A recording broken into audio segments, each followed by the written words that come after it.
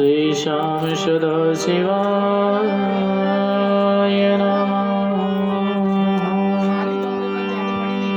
श्री मातपितृ चरण कमलेभ्यो नमः।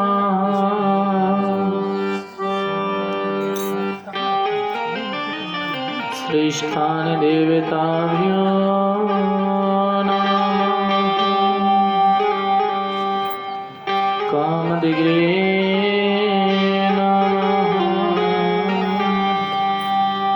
श्रीरङ्गनवतये नमः।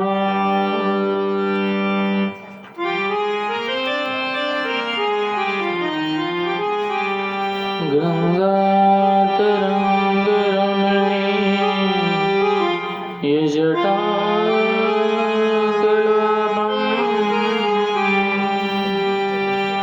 गौरी नीलाधर विभो शीतवा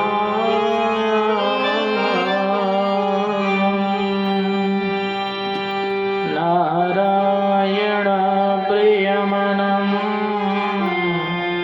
गमदापहारं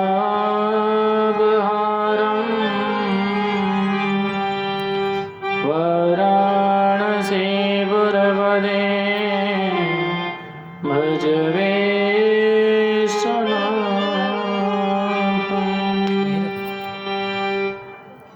कान्ति सिताम्रसदनिन्दितशारदेन्द्र यत्रैकदा विलसिता सिताङ्गशोभा वृन्दावने विहृदया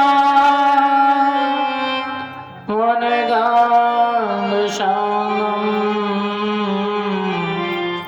राधामुकुन्दयुगलं तदहं नमामि।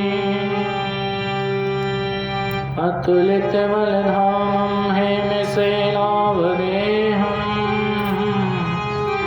धनुजवनकृशानं ज्ञानिनामाग्रगण्यं सकलगुणनिधानं वारिणानामधीशं रघुपति प्रियभक्तं मातजातं नमामि। आइए हनुमंत विराजिए कथा कर्मति अनुसार प्रेम सहित गावी धरा स्वमिरो भवन कुमार। आइए शंभो विराजिए कथा कर्मति अनुसार उमा सहित प्रभुदेव सो समीरो जगे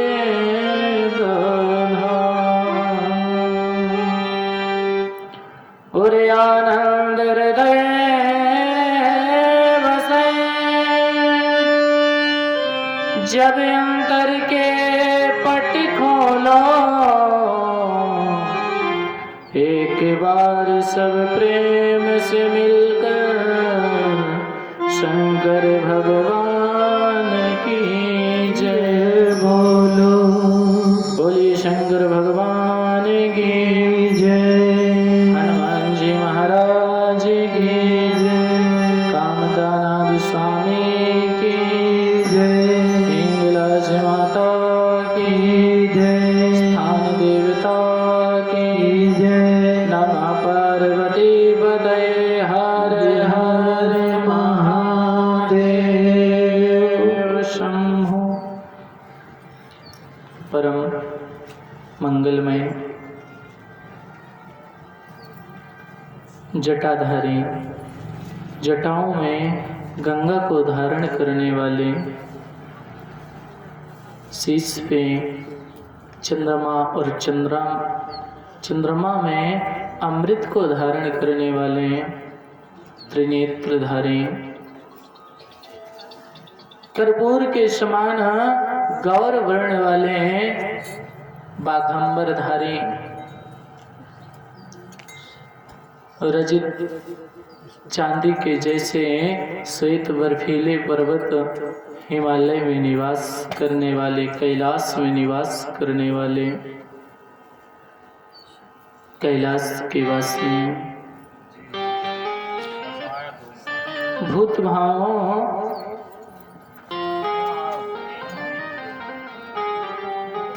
अपने भक्तों के ऊपर सहज रूप से ही कृपा करने वाले, कालों के काल महाकाल, दुष्टों का शीघ्र संहार करने वाले, भूत भाव परम दयालु, भूत भाव भोलेनाथ, जिनकी परम पावन परम पवित्र ज्ञानमयी गंगा शिव महापुराण की पावन कथा। यह 11 दिवस ज्ञानमयी गंगा, जिसका कि आज 6वां दिवस निरंतर हमारे राम हर्षण जायसवाल और समस्त जायसवाल परिवार की तरफ से इस ज्ञानमयी गंगा में गोते लगाने का सौभाग्य प्राप्त कर रहे हैं। बाबा भोलेनाथ की यह ज्ञानमयी गंगा अपने हृदय में वसाने हेतु, बाबा की सुंदर छवि को मन में बसाने हेतु, अपने अंतःकरण को पवित्र करने हेतु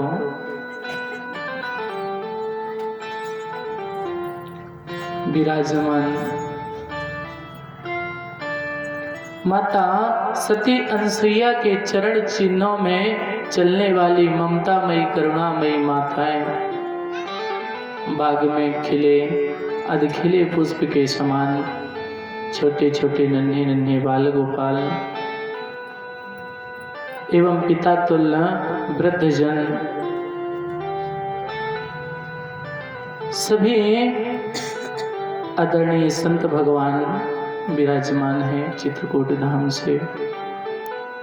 सबके हृदय में भूत भाव भोलेनाथ का वास हो, भूत भाव भोलेनाथ की झांकी विराजमान हो, परम पावन कथा सबके हृदय में प्रविष्ट हो और सबके अंदर ईश्वर विराजमान है, ईश्वर के अंश है।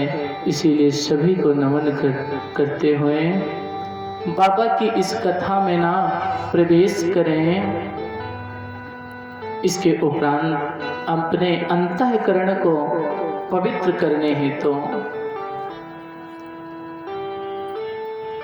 भोले बाबा का सुंदर नाम स्मरण, इसके उपरांत 6वें दिवस के आज के 6ठे दिन की इस ज्ञानमयी गंगा में खूब गोते लगाएंगे। और आज तो भोले बाबा की बारात है, तो बारात के हिसाब से आप सब लोग आए हैं आज तो, और बारात में आए हैं ना, तो बारात में आज स्वागत सम्मान भी बहुत होगा, खूब जोरदार। हाँ, और जोरदार आज किसी चीज की कोई कमी नहीं रहेगी, जोरदार नाच गाना धूम और बाबा की सुंदर अमृतमयी ज्ञानमयी इस गंगा का भी रसपान करना है। और फिर जोरदार की व्यवस्था की गई है, व्रत वाली खीर बनाई गई है, व्रत हो तो भी प्रसाद लो, ना व्रत हो तो भी प्रसाद लो। खूब जोरदार की व्यवस्था है, आज बाजे वाजे की भी व्यवस्था की गई है। बोले शंकर भगवान की जय, हर हर महादेव। इस ज्ञानमयी गंगा में ना गोते लगाएं। इसके पूर्व हमारा हृदय पवित्र हो। भोले बाबा कृपा करें, जैसे इस जन्म में और इस समय भोले बाबा की कथा श्रवण कर रहे हैं, तो भोले बाबा की कथा हृदय में तो विराजमान हो ही, साथ में हर जन्म में हर समय भोले बाबा की कथा हमारे कर्णों में पड़ती रहे। आइए कुछ क्षण भोले बाबा का स्मरण करते हैं। नमः शिवाय, नमः शिवाय, नमः शिवाय, नमः शिवाय।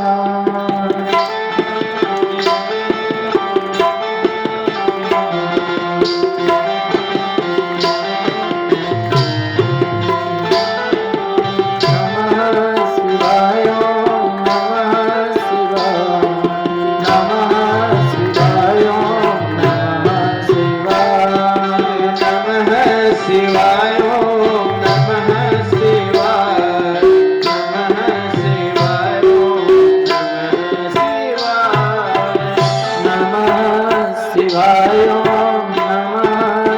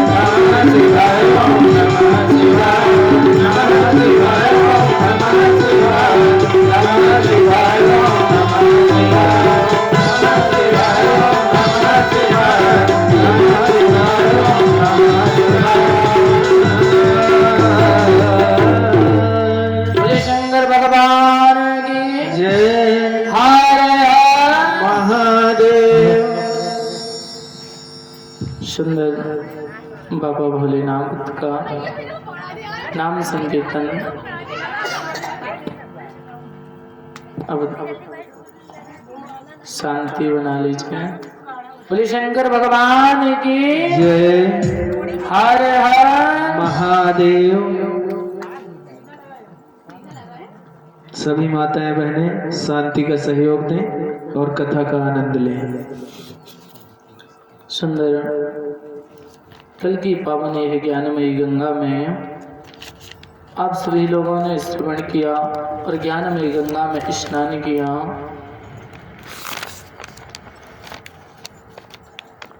कल की पावन कथा महाराज मैया पार्वती जी का जन्म हुआ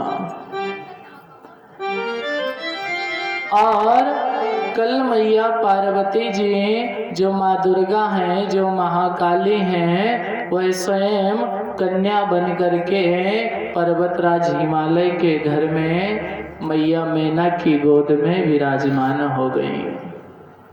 जन्म नहीं लिया, सीधा प्रकट हुई है। आदि शक्ति है ना, जगत जननी है ना, माँ दुर्गा है ना, जन्म नहीं ग्रहण करती। शक्तियां जितनी भी हैं प्रकट होते हैं, भगवान कोई भी हैं प्रकट होते हैं। क्योंकि रामचरितमानस में ही देख लीजिए, भगवान राम की स्तुति जब की गई तो कहा गया भय प्रकट कृपाला। भगवान कृष्ण का प्रसंग आता है तो गर्भ स्तुति जरूर होती है भागवत जी में, लेकिन भगवान जब जन्म लिए तो सीधा प्रकट हुए।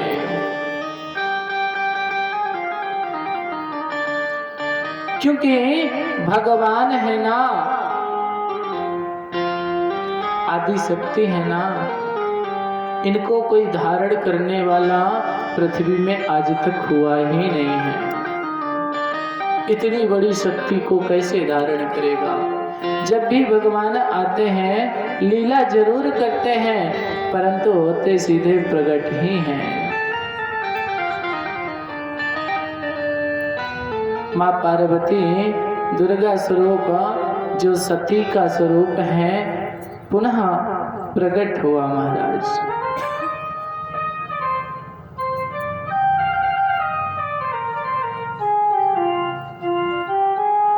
इधर भोले बाबा ना क्रोध में तीनों लोक में भ्रमण करते हुए जब मैया सती की 51 शक्ति पीठ की स्थापना हो गई तो भोले बाबा का क्रोध कुछ शांत हुआ। लेकिन पूर्ण रूप से भोले बाबा शांत हो गए हों, पूरे एक रस हो गए हों तो फिर भी नहीं हुआ। आज भी भोले बाबा ना भ्रमण करते हैं, तीनों लोकों में भ्रमण करते करते करते महाराज जब भोले बाबा को सब देवता मना करके हार गए, थक गए, विशाल नेत्रधारी, त्रिशूलधारी, वाघांबरधारी, डमरूधारी भोले बाबा को जब देवता स्तुति करके महाराज थक गए ना तो दूर से ही भाग गए, दूर से ही प्रणाम किया। कहीं ऐसा ना हो कि भोले बाबा के पास एक नेत्र और है जो कभी कभी खुलता है, तो देवता जो भी आते स्तुति दूर से करते। जैसे आज के समय कोरोना है ना, हाँ कोरोना भी आया था, अभी चल रहा है, तो अगर कोरोना में सोशल डिस्टेंसिंग का पालन किया जाए तो गवर्नमेंट का मानना था कोरोना नहीं होता। इसी तरीके से देवता जाते तो सब हैं स्तुति करने, विनती करने, भोले बाबा को मनाने, लेकिन उस तीसरे नेत्र के भय के कारण दूर से ही स्तुति करते हैं और दूर से ही प्रणाम करते हैं और सीधे चुपचाप नौ दो।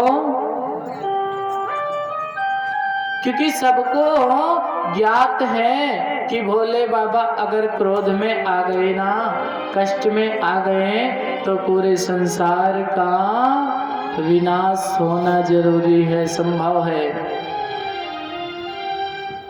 विनाश को फिर कोई रोकेगा नहीं, कोई रोकने वाला आज तक है ही नहीं जो भोले बाबा के क्रोध को रोक सके, शांत कर सके।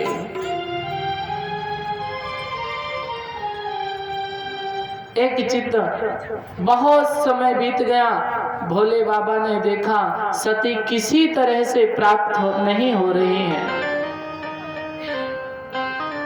गए महाराज जाकर के ना कैलाश पर्वत में कुछ गणों के साथ, कहा किसी से कुछ भी नहीं, बस सीधे बैठ गए और ध्यान लगाया, समाधि लगाई भगवान की और महाराज समाधि में खो गए।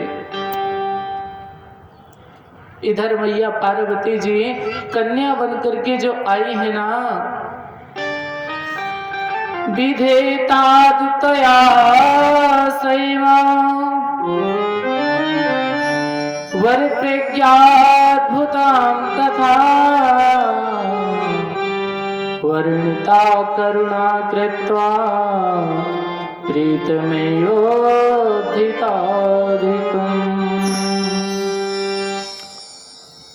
इधर महाराज नारद जी महाराज कहते हैं, पितामह ब्रह्मा, जो मैया पार्वती ने जो अवतार ग्रहण किया, इन्होंने ना अवतार ग्रहण करके कौन कौन सी लीला करी, जरा उनका रसपान कराएं। पुनः ब्रह्मा जी ने ध्यान लगाया, हाँ नारद, अब कहते हैं देखो, ब्रह्मा जी कथा कह रहे हैं और नारद जी महाराज श्रवण कर रहे हैं, और अब कथा में ही नारद जी का भी प्रसंग आ गया। ब्रह्मा जी कहते हैं, बेटा सुनो,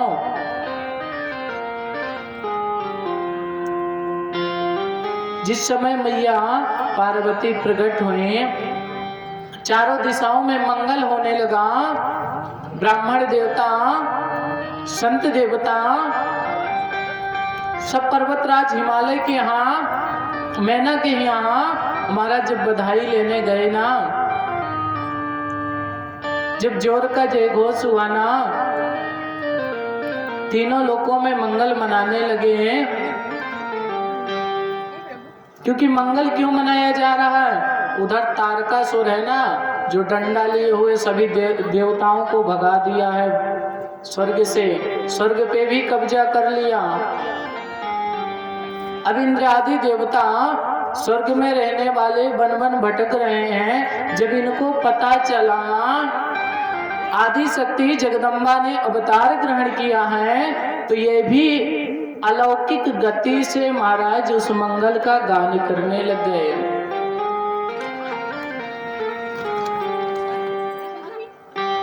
परम कल्याण की इच्छा से तीनों लोकों में मंगल हो रहा है। महाराज ब्रह्मा जी कहते हैं, बेटा सुनो, वर्णिता करुणाम कृत्वा प्रीति में वधिताधिकाम।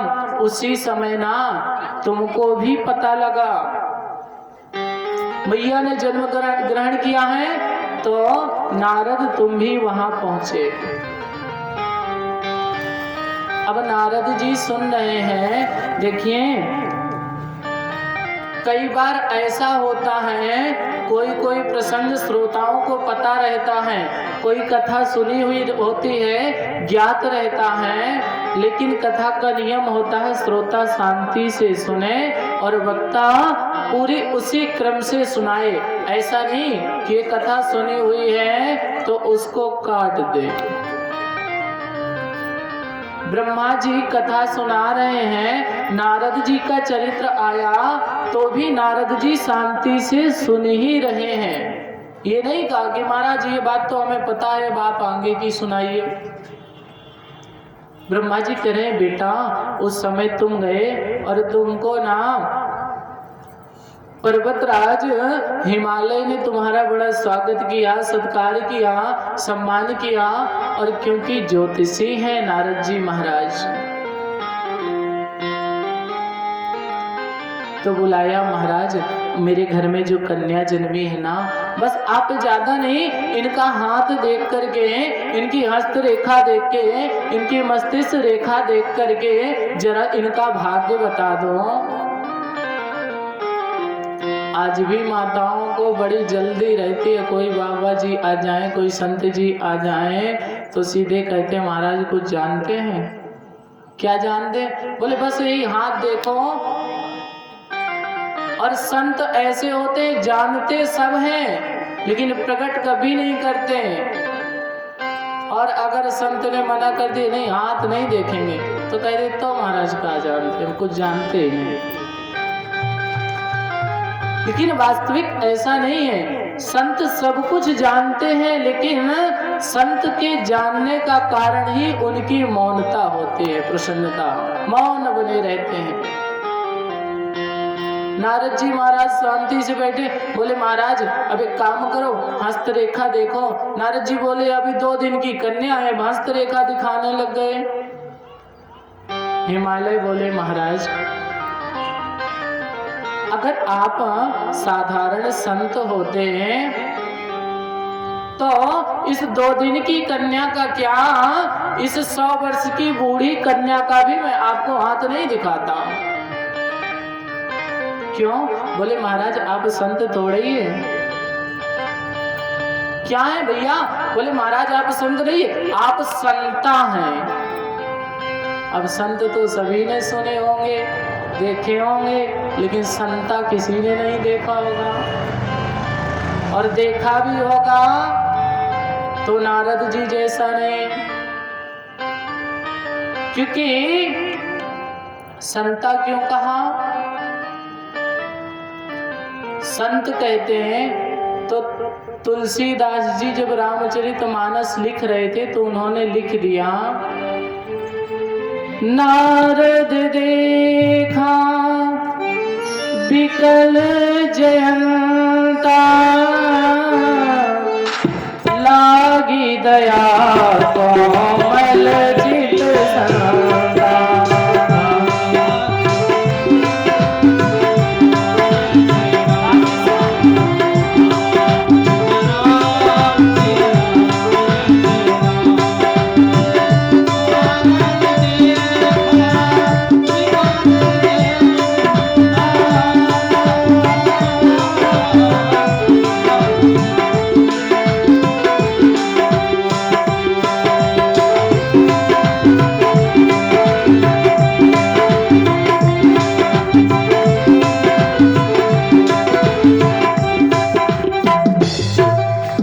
जब इंद्र के बेटा जयंत को देखा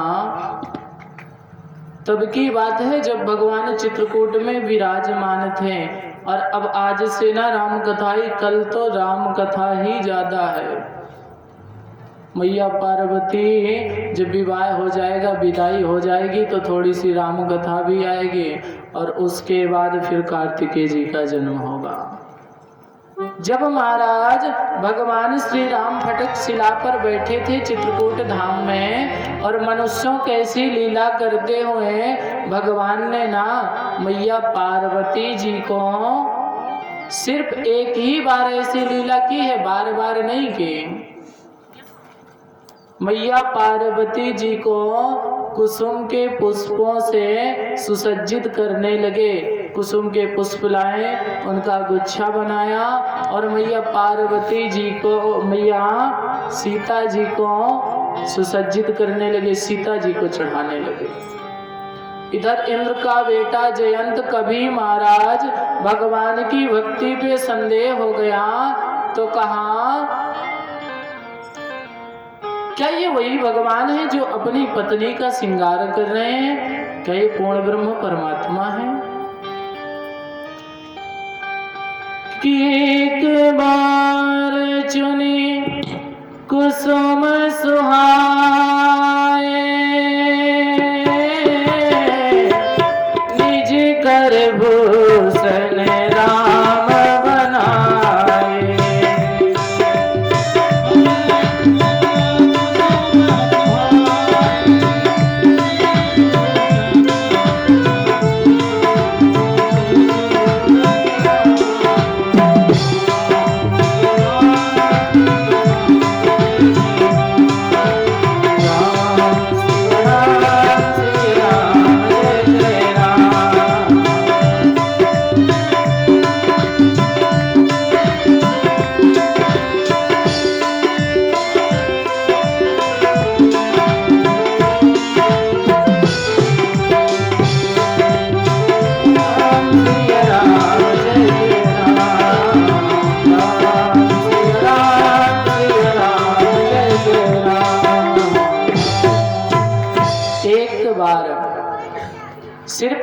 बार प्रभु राम ने उस कुसुम के पुष्पों को चुन करके मैया जानकी जी का श्रृंगार किया। वो भी इसीलिए ताकि जो भ्रमित है ना इंद्र का पुत्र ये और भी भ्रमित हो जाए। ये गया भगवान की परीक्षा लेने के लिए तो महाराज काक का कौए का वेश धारण किया और भागा भागा गया भगवान के चरणों में चोंच मार दी जानकी मैया के चरण पे। भगवान ने देखा अच्छा बेटा एक तो तुम मेरी परीक्षा लेने आए हो, इनके पहले परीक्षा लेकर के लौटो। एक अपराध किया परीक्षा लेने और दूसरा अपराध ये कर दिया जिन आदि शक्ति जिन जगदम्बा जिन लक्ष्मी स्वरूप में मैं पुष्प अर्पण कर रहा हूँ अलौकिक भाव से, तुमने मेरे आगे उन्हीं का अपराध कर दिया, उन्हीं को नुकसान पहुंचा दिया। तो महाराज भगवान ने ज्यादा कुछ नहीं किया, जिस प्रकार से उसको भ्रम हुआ था उसी प्रकार से सीख का धनुष लिया और सीख का बाण मात्र तिलके का बाण छोड़ दिया। अब इंद्र के बेटा जयंत के पीछे वो तिनके का बाण ऐसे चला जैसे महाराज एक क्षण में जला देगा। और ये जयंत कौए के वेश में तीनों लोकों में गया, लेकिन किसी ने इससे ये नहीं कहा बेटा बैठ जाओ, थक गए होगे, आओ बैठो, यह तुम्हारी कोई रक्षा करेगा, किसी ने कुछ नहीं कहा। राम विरोध, जो राम का विरोध करता है ना उसको तीनों लोक में कोई नहीं रखता। जो भोले बाबा का विरोध करता है ना उसको तीनों लोक में भी कहीं शरण नहीं मिलते। तीनों लोकों में भागा, पिता के पास गया, बताया पिताजी मेरे पीछे बाण लगा है। तो बेटा क्या करके आए? भगवान की परीक्षा लेके। अरे भगवान की परीक्षा, उनकी परीक्षा जिनकी परीक्षा सती ने ली और भोले बाबा ने उनको त्याग दिया, तुम उनकी परीक्षा। अरे चलो, एक बात समझ लेना, जिसको अभिमान हो जाता है ना, जो भगवान से जो अपराध करता है, जो भगवान पे संदेह करता है, उसको उसके घर के चाहे सगे पिता क्यों ना हो त्याग देते हैं। अगर वो जानबूझ के नहीं त्यागेंगे तो स्थिति ऐसी बनेगी कि पिता पुत्र की कभी नहीं पटेगी। इंद्र ने त्याग दिया। अब जयंत तीनों लोकों में भाग रहा है, कोई कुछ बताने वाला नहीं। ऐसे विरोध में भी सिर्फ और सिर्फ एक नारद जी महाराज पहुंचे जो इंद्र उस जयंत को रास्ता बतलाया। ऐसी विषम परिस्थिति में बाण पीछे लगा है, जो भी देखता सोचता अगर हमने जयंत को बचाया तो कहीं ऐसा ना हो ये बाण आके हमें भी जला दे। लेकिन नारद जी महाराज जैसे संत, इन्होंने सोचा जल जाएंगे तो जल जाएंगे, लेकिन एक भटके हुए को राह तो मिल जाएगी। एक कष्ट में पड़ा हुआ व्यक्ति कष्ट से तो उबर जाएगा। महाराज नारद जी महाराज ने कहा बेटा रुक जाओ। जयंत रुक गया। अच्छा महाराज मैं रुकूंगा तो ये बाण मेरे पीछे लगा है मुझे मार देगा। अरे नारद जी महाराज ने कहा रुको तो, महाराज ये बाण जला ही देगा। अच्छा तुम कब से भाग रहे हो? बतलाया महाराज मैं तो बहुत देर से भाग रहा हूँ। कहाँ कहाँ गए? बोले महाराज तीनों लोग, ब्रह्मा विष्णु रुद्र, महाराज पाताल में गया, स्वर्ग में गया, मृत्यु लोक में गया, कहीं नहीं बचा। नारद जी कहते हैं तो तुम जले भी तो नहीं हो। क्यों? अगर बाण का मन होता, बाण जलाने के लिए भेजा गया होता तो अभी तक तुम जल गए होते, तीनों लोक में भागने के काबिल नहीं होते। अब इंद्र की बुद्धि, जयंत की बुद्धि खुली। हाँ महाराज मैं तो जला नहीं, तो रुक जाओ। अब जयंत खड़ा हो गया तो बाण भी पीछे खड़ा हो गया। नारद जी बोले समझे कुछ? अभी महाराज कुछ नहीं समझा। बोले बाण तुम्हें जलाना नहीं चाहता, बाण तुम्हें समझाना चाहता है। सिर्फ बताना चाहता है भगवान से विरोध मत करो। जयंत ने हाथ जोड़ लिया, महाराज विरोध तो मैं पहले ही कर चुका, पहले ही विरोध करके आ गए, अब क्या होगा? बोले कोई बात नहीं, भगवान ऐसे हैं, कोटि विप्र बध लागो जाहि, जिसको 1 करोड़ ब्राह्मणों की भी हत्या लग जाए और वो भगवान की शरण में चला जाए, प्रभु मुझसे गलती हो गई, मुझे क्षमा करना, मैंने ना ये जानबूझ के नहीं किया, अनजाने में हो गई, अनजाने में हुए अपराध को भगवान की शरण में चला जाए ना, तो प्रभु कहते हैं ऐसे व्यक्ति को शरण गए प्रभु ताहु ना त्यागा। ऐसा व्यक्ति भी शरण में चला जाए तो उसको भगवान त्यागते नहीं है, हृदय से लगा लेते हैं। बस संकल्प कर ले कि भगवान हो गया सो होगा, अब नहीं होगा। ऐसा नहीं कि दुनिया के पाप करके जाओ गंगा जी नहाओ और गंगा नहाओ और गंगा नहा के आओ फिर वही करने लग जाओ। हाँ, अगर फिर से वही पाप करोगे तो गंगा चाहे कितनी बार नहाओ मुक्ति होगी ही नहीं। ऐसे जो अपने प्राणों का मोह त्याग करके जो दूसरे का कल्याण करें, ऐसे व्यक्ति को तो गोस्वामी तुलसी बाबा कहते हैं ऐसे संत हो ही नहीं सकते। ये सिर्फ और सिर्फ संता की उपाधि में आती है। एक बात आगे ही बढ़ा दिया, लेकिन ऐसे 2 संता हैं। अब यहाँ पर तो ये है नारद जी महाराज जो कभी मिलेंगे नहीं, आपको रुकते ही नहीं। एक संता और है, अब मोहि भरोसे हनुमंता, बिनु हरि कृपा मिलय नहीं संता।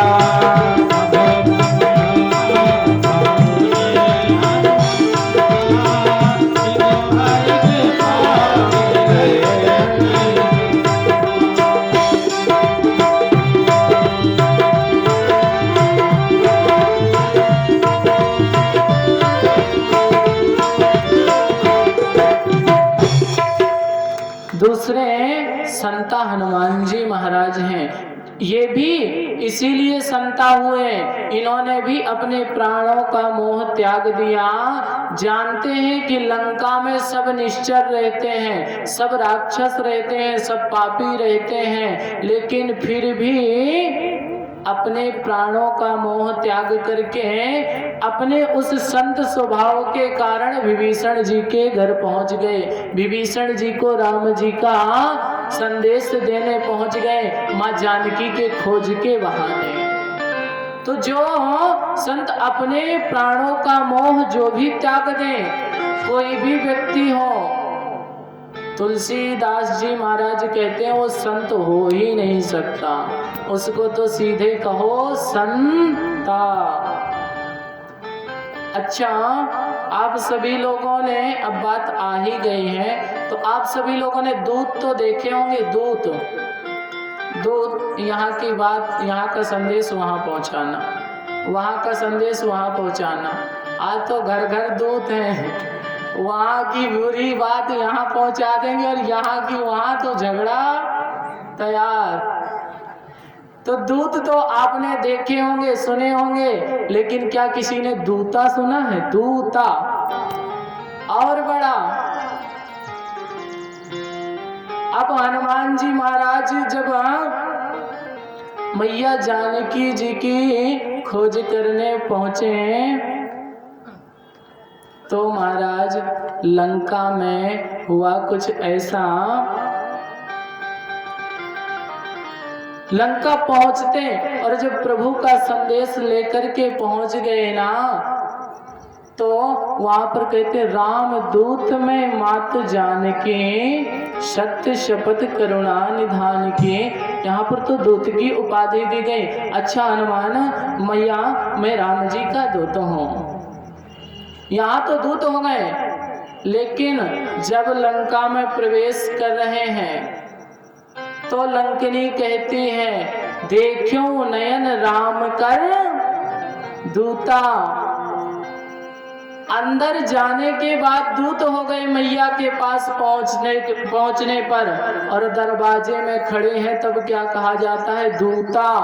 क्यों? क्योंकि हनुमान जी छोटा सा वेश धारण करके लंका के अंदर प्रवेश होना चाहते थे, और लंकिनी ने देख लिया, दरवाजे पे ही रोक दिया। तो महाराज हनुमान जी बार बार कहते हैं कि मैया जाने दो, बस दर्शन करने जा रहा हूँ, घूमने जा रहा हूँ, बार बार निवेदन करते हैं, लेकिन लंकिनी किसी तरीके से नहीं मानी। न अब माने न तब माने। जब लंकिनी मानने को तैयार ही नहीं हुई तो हनुमान जी ने कहा, मैं 100 योजन लांग करके आया हूँ, भगवान का कार्य किए तो बिना तो जा ही नहीं सकता, क्योंकि राम काज के लिए ही तो अवतार लिया है। अब मैं भगवान का, राम जी का काज किए बिना लौटूंगा ही नहीं। तो अच्छा लंकिनी, तुम जैसे मानो वैसे मनाऊंगा। कहते बस माता, पहले हनुमान जी निवेदन कर रहे हैं, अच्छा एक बार जाने दो। अब भी लंकिनी नहीं मानी तो माता कह दिया। अब माता कहने पर भी नहीं मानी तो महाराज हनुमान जी ने कहा भी ऐसे मानेगी ही नहीं। तो विकराल रूप धारण किया और एक मुष्टिक का प्रहार किया।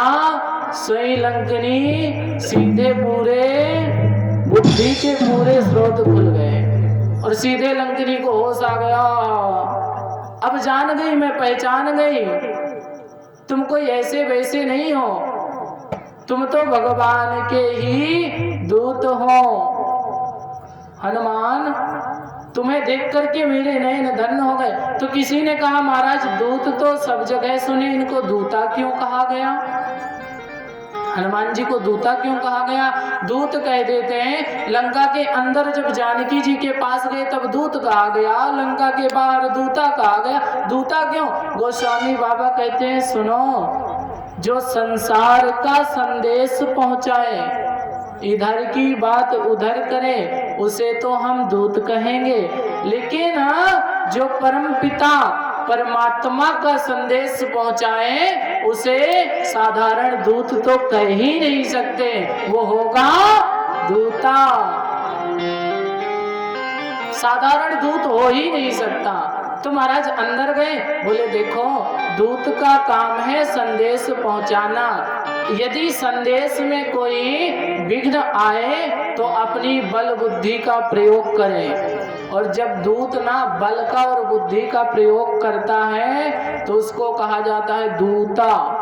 अब बोले जब मैया के पास पहुंच गए तो संदेश तो परमपिता का था, और माँ जानकी के पास